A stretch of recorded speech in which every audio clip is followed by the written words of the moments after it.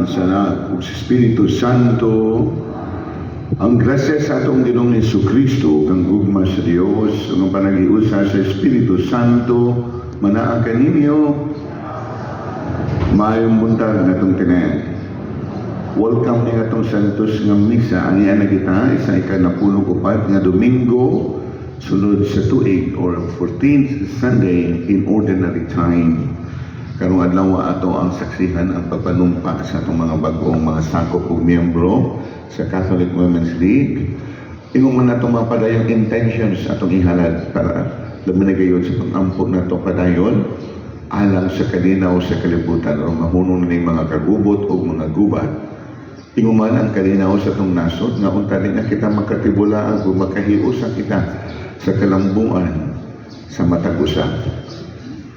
Sa atong ang probinsya, sa atong dakbayan, sa atong mga balay, sa atong mga panimalay, ngunta ang presensya sa Dios o ang iyahang kalinaw mo'y maghari. Mga pag-ampo alang sa kanang nagmasakiton, lawas, sunahuna o kalag, lakip kanina ang mga naastambalanan o naakaroon sa bilangguan. Atong mga pag-ampo sa atong personal mga panginahanglan, material, financial, physical, emotional, mental, spiritual, ug uban pa. Takip niini ang atong mga pag-ampo sa mga tao na ngayo sa atong pag-ampo atong gisaaran nga iampo. Parayong pag-ampo sa atong ihalad alang sa mga kalag sa purgatorio o inuman sa atong padayong kalingkamot nga dunaon tay integridad o good governance sa ato ang panggobyerno karon. Gisimbolo ni ining mga puti nga ribbons nga niya sa atong palibot. Sa katapusan ako mapasalmaton kay naghalad ng misa atol sa pagduaw o pagbisita sa akong mga pagmangkon, my nephews and my nieces. So for the first time, we are all gathered here today in Cebu. Mag-igsunan nilang kung kinintanan ng mga pag-ampo o mga intentions ato kining ihalad. Ang mga pasalamat nga sa Dios, pinag-iuban sa ato ang mahal nga inahan, ang Birhen sa Fatima. Busa maandam kita pag sa ulog ni sa tos nga misteryo atong ninusulan ang atong mga sala. Mag-ampo kita. Pamahan pinagi sa pagsugot ni Jesucristo imo anak ug sulugoon. Imong gibangon ang usa ka kalibutan nga napukan. Palingkaw sa kami sa sala ug dada kami nganha sa kalipay nga walay katapusan. Kini among gipangayo pinagi ni Kristo among Ginoo. Kinutlo gikan sa basahon ni Propeta Zacarias. Pagmaya pag-ayo o katawhan sa Sion, singgit o katawhan sa Jerusalem, muanhi kanimo ang imong hari, muanhi nga madaugon ug mapaubsanon nga magkabayog asno, sanati sa asno. Ipahilayo niya si Ephraim ang karwahe ug sa Jerusalem ang mga kabayong iguguba. Balio niya ang mga pana ug hatagag pakigdait ang kanasuran. Ang iyang gingharian maglakip sa tanang kadagatan, sukad sa suba sa Euphrates, ngadto sa tanang suog sa kalibutan.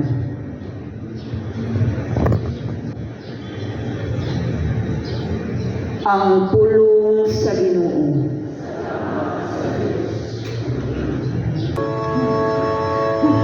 Daygon ko ang imong ngalan sa kahangturan, akong hari ug akong Dios.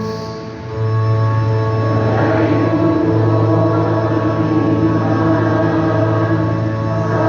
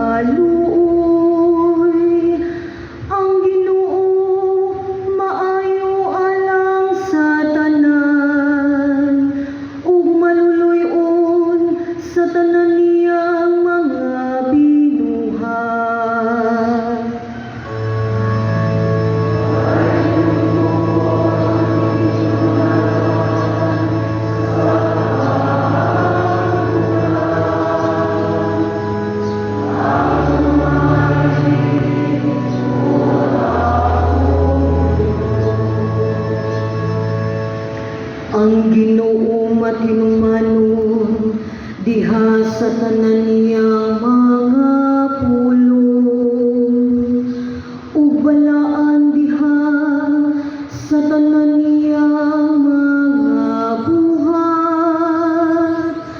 Ang Ginoo nagpabangon sa tanan nga napukan, ug nakapatindog sa tanan nga nangalipas.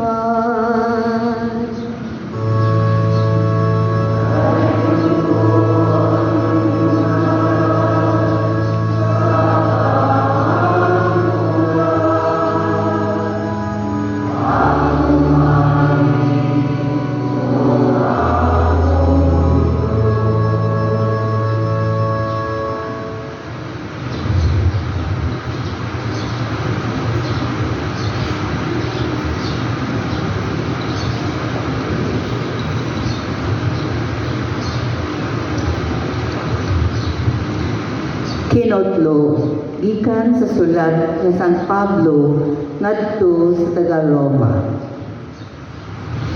Wala na kamo magkinabuhi nga minanduan sa tawhanong kinaiya kundi sa Espiritu.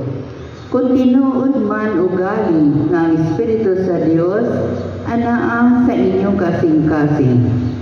Kadtong wala Espiritu ni Kristo, dili iya ni Kristo. Kung napuyo sa iyo kasing-kasing ang Espiritu sa Dios o nagbanhaw kang Jesus, siya nga nagbanhaw kang Kristo, muhangtag usab og kinabuhi sa inyong mga lawas, pinaagi sa iyang Espiritu nga anaa kaninyo.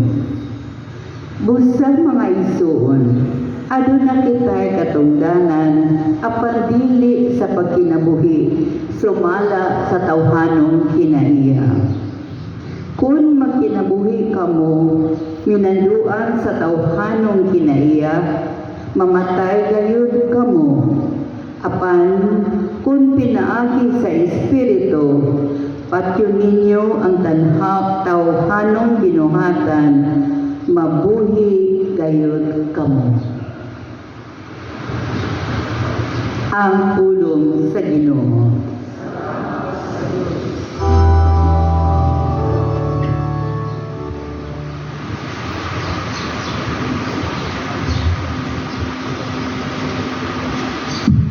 Ang Ginoo manang kaninyo,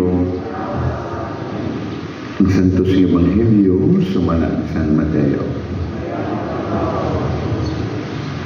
Kanya Jesus mingon, o mga Ginoo sa langit ug sa yuta. Nagpasalamat ako kanimo kay gipadayag mo man ngadto sa mga walay kahibalo ang imong gililong sa mga maalamon ug sa mga makinaagmanon. O amahan natuman kini kamo may imong gusto ug pagbuot. Ang akong amahan naghatag kanako sa tanang butang. Walay nakaila sa anak gawas sa amahan, ug walay nakaila sa amahan gawas sa anak, ug katong mga tao mabuot sa anak nga makaila sa amahan. Umali kamo kanako kamong tanan nga gikapuyan ug gibugatan sa inyong gipasan ug papahulayon ko kamo. Isangon ang akong yogo ug sundan ninyo ako. Kay manong ako o mapaubsanon sa Espiritu ug makapahulay kamo. Sayon ang yogo nga akong ihatag kaninyo ug kaan ang ipapasan ko kaninyo. Ang Ebanghelyo sa Ginoo.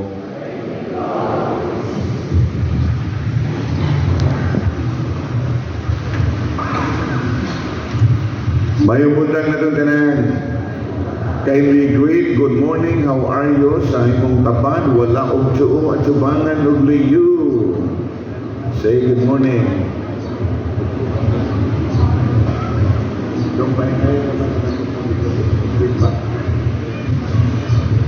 What is your idea of rest? Kung mag-give tagpahuway, o sa may inyong asiyong nahuna dayon. Ha? Mato?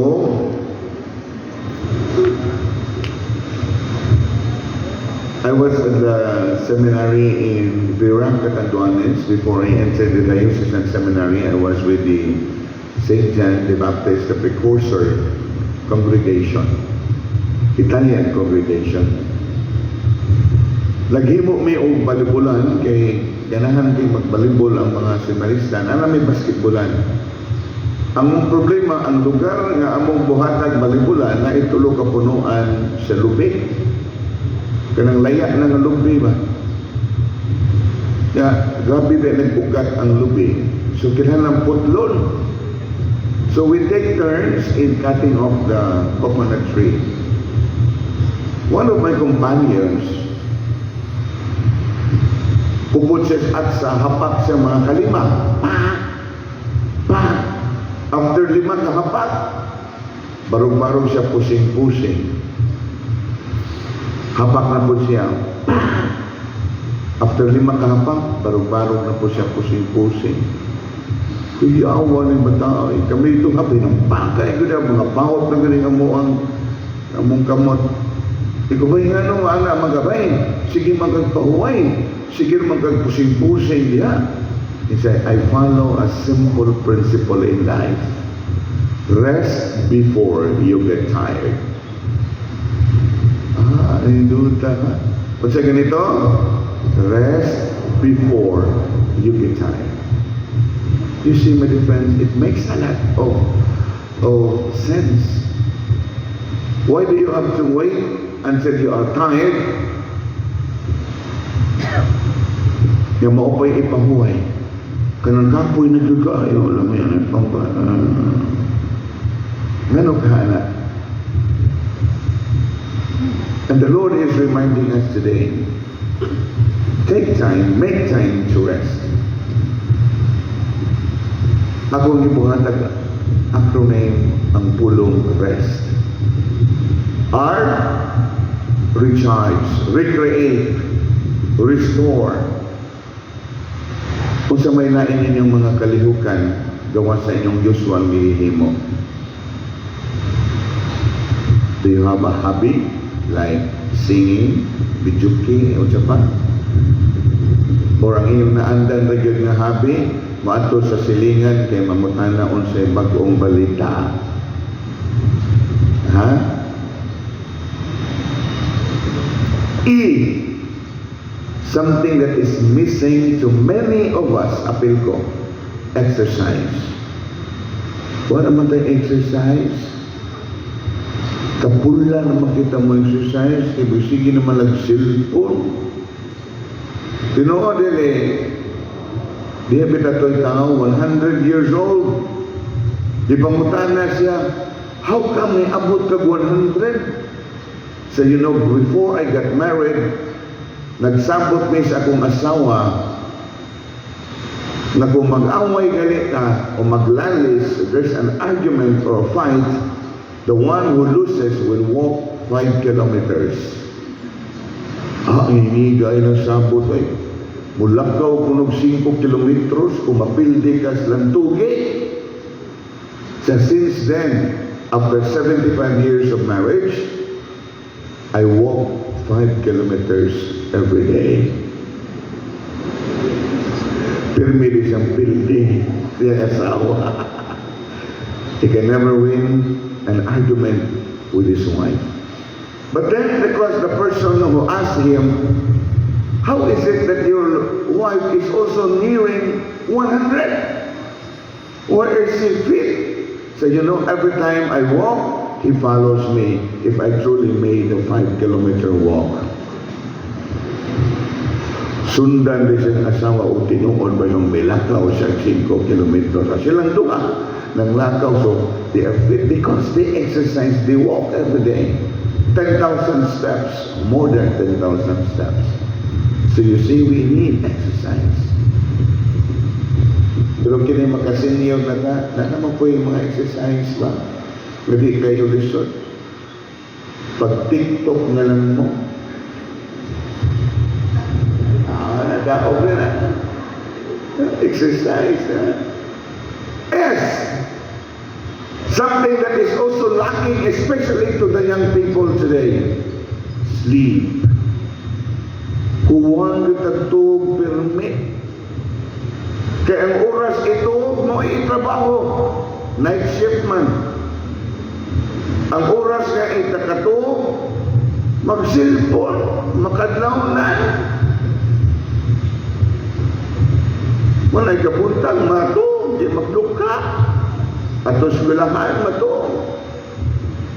Bisag asa napita mato, why? Huwag may tog kagabi. Cellphone man. Until talk to God and to your families. Make time talking. Ayaw mo na sige cellphone, sus pahita ron. Hasta ipangaon, i-chat na. Oh, mangaon na ta. Oh, i-chat pa doon. Naraman na sa balay. No? Talk to them. Kung sa may yung usual istoryahan magtiayon. Kung mga tuog na mo, padong na mo manghigda. Kung sa may yung istoryahan, mga bayranan. Ganahan ka matuog kung ay mong istoryahan, bayranan. Bills, payables. Why not ask each other what transpired during the day? Hindot, di ba? And talk to God. This is something missing to many of us. Why? Because of our continued desire and search for power, fame, and fortune, we hardly think about God anymore. Kanabit ang gusto rin ka masikat, madato, magamhanan. Sus, karon ay ganahan tanan, hapit tanan, ganahan mo sikat. Asa na manindag taho diha, vlogger na. Hi guys, good morning guys, welcome to my vlog. Na ako ra manindag taho, taho. Yaga vlog ra. Wa na oy, vlogger na tanan. Hasta driver sa Balhabal. Guys, maghatod taron dito ron sa kanumay o pasahero guys. Ang iniga, oy mag-vlog din naman. Ganahan mo sikat.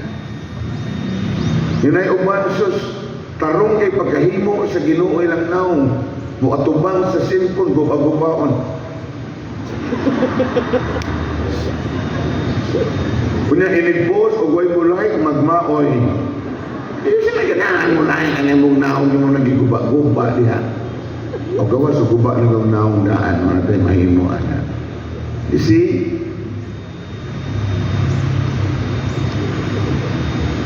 wa na tayo oras ipahuway, wa na tayo oras iampo, wa na tayo oras isimba because we want fortune, power, fame, fortune. Adi na tayong hisgot ang power, tanawag din ang mga naglinggo diha. Di na naganahan manaong, marang bahalag binalita na ilang ipanghatang para sa lang di matarong sa ilang posisyon. But where is God in this? Mauna ni Ron. Because no matter how much money you have, how powerful you are, or famous you are, you still need God. We all still need God. Because there's an emptiness in our hearts that cannot be filled in by power, fame, and fortune, but only by Him. So, muna importante kayo. There was this story of a person who was very rich. He created a perfume company. Tinanda to billions na ilang assets. He was famous, he was rich, he was powerful. Then, he felt empty inside. Wa siya gibati siya o kahawang siya kinabuhi. O sa iyang gibuhat, iyahang gibaligya ang iyahang company nisud sa seminaryo ni atong May 6, 2026, he became a priest, a Catholic priest. And he is so happy serving the community, especially the poor. His name is Scott Vincent Borba. You can search it out on the internet. That is his life. Daghan kay ka-interview niya. Noon sa mga gawin, dato ang makika. Ang iyari ko siya po ba? I find peace in Jesus. More than yung magkaitsunan. After all the things we usually do, and there is no God, we feel empty. And so Jesus is inviting us, come to me, and I will give you rest. Pero wa siya maingon nga wala kay buhaton. Maingon din siya, my yoke is easy, my burden is light. Kaya po tayo palasunon. Pero unsa may palasunon nato, iyan ang i-reduce to the lowest term, ang 10 Commandments. While the teachers of the law and the Pharisees created 613 laws out of the 10 Commandments, gihimo nila 613 kabuok. Balaod man ang nabugatan ang mga Hudiyo, kadaghan ba ning sundunon, nga wala ba sila kibaw ang mga tigtudlo ras balaod mo ay nasayod, nga ingon silang sala na, sayok na. So Jesus reduced the laws into 2. Love God above all things and love your neighbor as yourself. Period. So you see, naapagyapon sa ipabuhat na to, his burden is light. Why? We simply have to love God above all things and others as ourselves. So let this be our reminders today. Before you sleep tonight, again, mauna ako mga assignment ipangatag ninyo. Nindot kong ginapaminahon in English. Sa Binisaya pa, sa di pa mo motiurok o niyang gabi, ask yourself, do I have enough rest to continue my work, my mission the next day? Pag sa ganito ang rest, recreate, restore, recharge, exercise, sleep well, and talk to God and to your loved ones. And that is the kind of rest that we all need. Amen. Please stand. Nagkatobo sa Diyos sa mahal, pagkagagahang sa ganyan.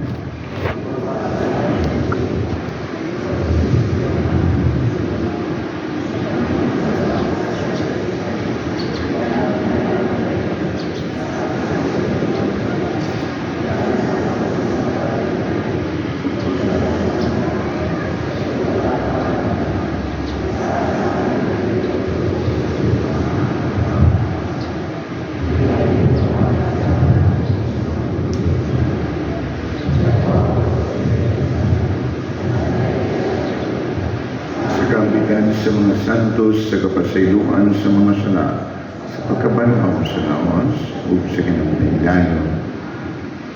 Masaligon sa kaluoy sa Diyos, mula mo kita nato kanina, sa atong mahigugmao ang mahanod na ingon kita, Ginoo, dungga ang among mga pangamuyo.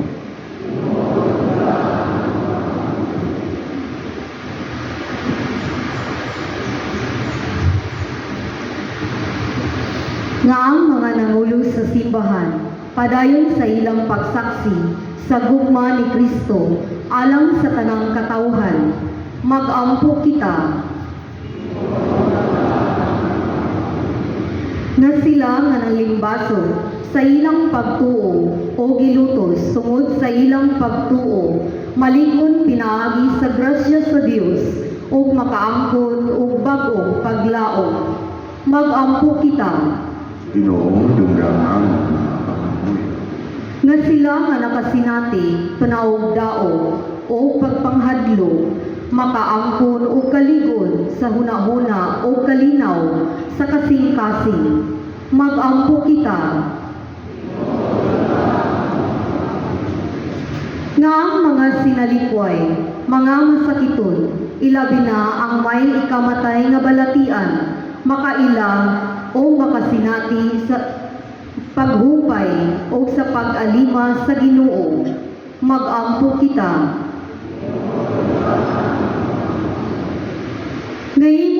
pag-isipon, nga tako sumapuslanon, alang kanamo, nga ang halangdong tsupilo kamumot, mabayaw na ngadto sa altar sa mga santos.